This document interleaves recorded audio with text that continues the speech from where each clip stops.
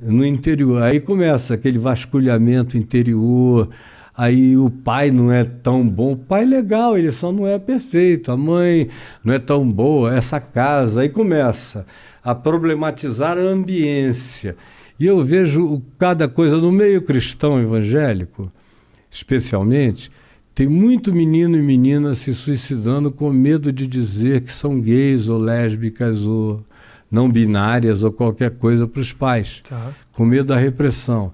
Então agora, antes da pandemia, rapaz, houve uma quantidade brutal, 3 anos antes da pandemia, de jovens de igreja se suicidando e de pastores. Nos Estados Unidos foi uma epidemia de pastor se suicidando. Por quê? Porque a igreja americana, evangélica, à semelhança da brasileira, lá eles foram cooptados pelo Trump, assim como aqui foram pelo Bolsonaro. Então, conclusão, esses que não foram e que tinham uma esperança enorme em que a igreja fosse uma sociedade alternativa, isso e aquilo, se desmoronaram e eles não decepção, tinham... né? Decepção, e não tinham algo mais profundo onde segurar. Era muita religião e pouca fé, pouca espiritualidade, pouco Deus para eles mesmos. Então foi uma decepção e gente morrendo. Eu só recebia notícias. Então é um vazio que a religião não tapou. Ela não tapa. Quem tapa é você, é a sua fé. É a sua espiritualidade densa e que acontece com igreja, sem igreja, com gente, sem gente. Às vezes eu digo que se todo mundo na Terra descrer do que eu creio e de quem eu creio e eu ficar sozinho, ainda assim eu continuo maioria e eu não tenho retrocesso. Eu sou a maioria. Eu sei que eu sou habitado por algo que é poderoso na singeleza da sua manifestação, é invencível. O que você está falando é brilhante, Caio. É brilhante. E realmente, né? Agora, minha pergunta para você é o seguinte: esse vazio e essa recuperação, essa força, ela precisa nascer, talvez não nasça da religião, mas ela precisa nascer de Deus? Ela nasce de Deus, mesmo quando o cara não sabe que é de Deus que aquilo está nascendo. E me ajuda a entender isso. Aquele que ama é de Deus. Aquele que ama é nascido de Deus. Aquele que ama conhece a Deus, porque Deus é amor. Então, mesmo que você não chame de Deus, quando você opta pelo amor que não é romântico, não é sedução, isso aí é uma outra forma de amar, tem a ver com o mamífero reprodutor e com outras coisas. Mas o amor genuíno é uma escolha. É uma escolha de quem você quer ser. É uma escolha de que caráter você quer ter. E isso pode acontecer com qualquer um em qualquer lugar. Pode estar lá na Ilha de Páscoa. Nunca ouviu falar de Deus, de Jesus, do jeito que, por exemplo, eu falo. Mas o cara fez uma escolha. E eu já estive em tribos indígenas bem originais, há 40 e tantos anos atrás. Eu ainda era um jovem.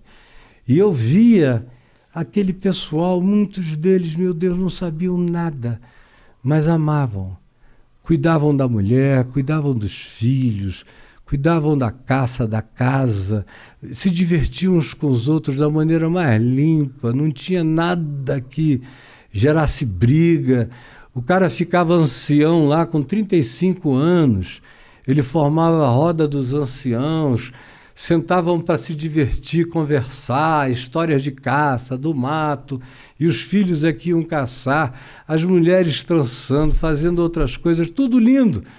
Eu comecei a olhar para aquilo e a minha tese de ordenação ao Ministério Presbiteriano, quando eu tinha 20 anos, e me pediram uma tese para me ordenarem, aí eu escolhi uma tese que, resumindo o tema, era o seguinte: era a relação de Deus, das pessoas com Deus, fora de qualquer conhecimento religioso.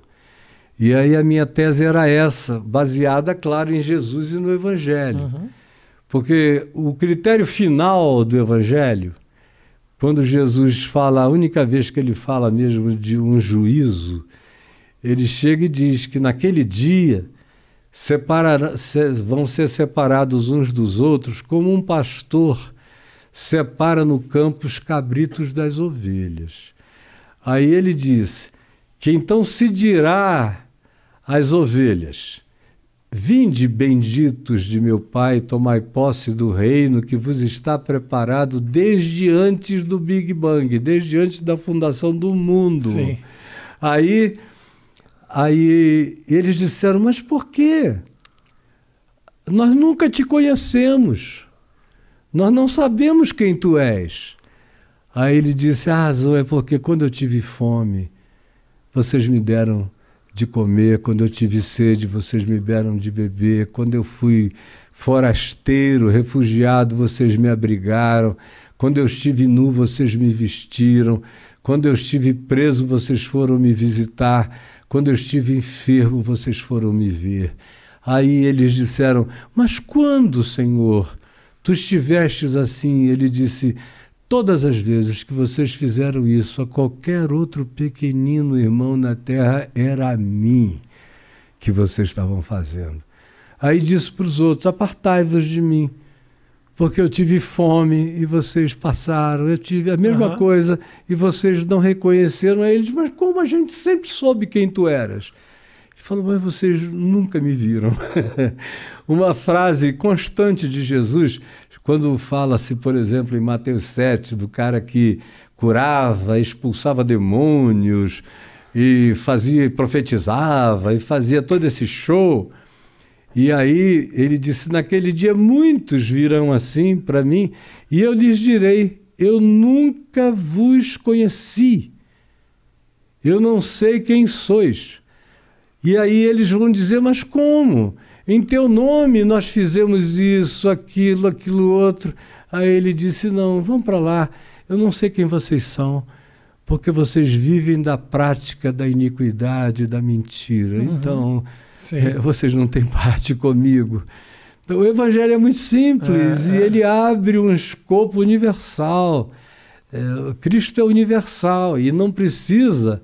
Não é da Universal, mas é universal. Sim. E ele não precisa que ninguém tenha e marque os direitos autorais dele. Não, ele só faça se alguma coisa. Não, ele está fazendo agora, em todos os lugares da Terra. Deus não é geopolítico. Sim. Então, por que, Caio, há essa leitura, né, que foi feita desse evangelho, que é uma dessas igrejas as evangélicas que se utilizam às vezes desses textos para dizendo: você tem que estar nessa casa, você tem que estar nesse lugar, você tem que estar debaixo desse guarda-chuva, porque senão nada disso, senão você não vai ser atendido. Por que da onde surgiu essa leitura e por que isso? Isso aí sempre houve em todo o paganismo humano. Isso é coisa de bruxo que quer controlar a alma. Aí eles injetam medo no cara, um monte de juízos, eles inventam uma quantidade enorme de transgressões que não tem nada a ver com o Evangelho. Aí o sujeito não se preocupa mais nem com o Evangelho. Depois disso, a preocupação dele, o compromisso dele é frequentar o lugar, é obedecer ipsis literis o que aquele líder, na maioria das vezes, translocado, está falando, e cumprir o que ele fala profeticamente, em nome do Senhor. Aí pode ser uma coisa contra o Evangelho. Mas o pessoal também não é estimulado a ler e compreender por si só. Ninguém quer que as pessoas aprendam a andar com as próprias pernas, porque isso gera uma liberdade, dá uma autonomia, gera consciência.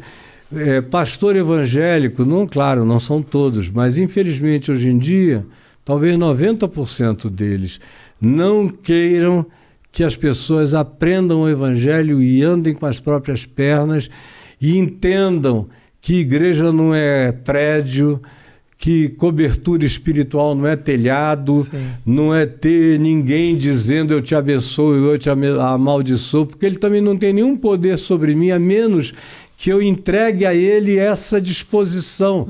E não é que ele vá fazer nada, é que eu vou me entregar à maldade dele e com medo do que ele diz que me acontecerá. E dízimo e dinheiro, que quando a igreja é modesta, ela só lembra o dízimo no fim do culto. Se quiser, bota aí. Se quiser, não. Tem que botar, porque senão você pode perder as bênçãos de Sim, Deus. sim.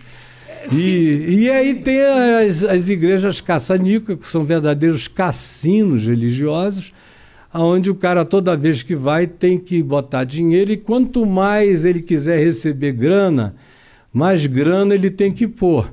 É uma relação de dinheiro com dinheiro. Sim. Prosperidade é dinheiro. Como você tem 2.000 pessoas num lugar, você conta essa história, aí diz que tem que tocar a trombeta de Josué para derrubar os muros de Jericó da tua vida. Aí eles te dão aquela trombeta muito mal feita, mas você tem que deixar R$1.000 lá, 2.000, aí dá para você comprar fábrica de trombeta. São milhares e milhares de reais e de dólares. No meio de 2.000, 3.000, haverá sempre uns 100, estatisticamente, que com aquilo ou sem aquilo, mas com a motivação de dizer Deus está comigo e eu vou ganhar, ele dá uma prosperada. Aí ele começa a ir lá na frente e testemunhar, olha, eu botei aqui na campanha dos 318, tal, isso, e olha só como é que eu ganhei um ano, eu dei uma prosperada. Aí vai estimulando aquele bando de gente que não pensa, ignorante, a fazer a mesma coisa. Tem gente que fica lá a vida inteira e não rola nada, né? Só piora, piora, piora.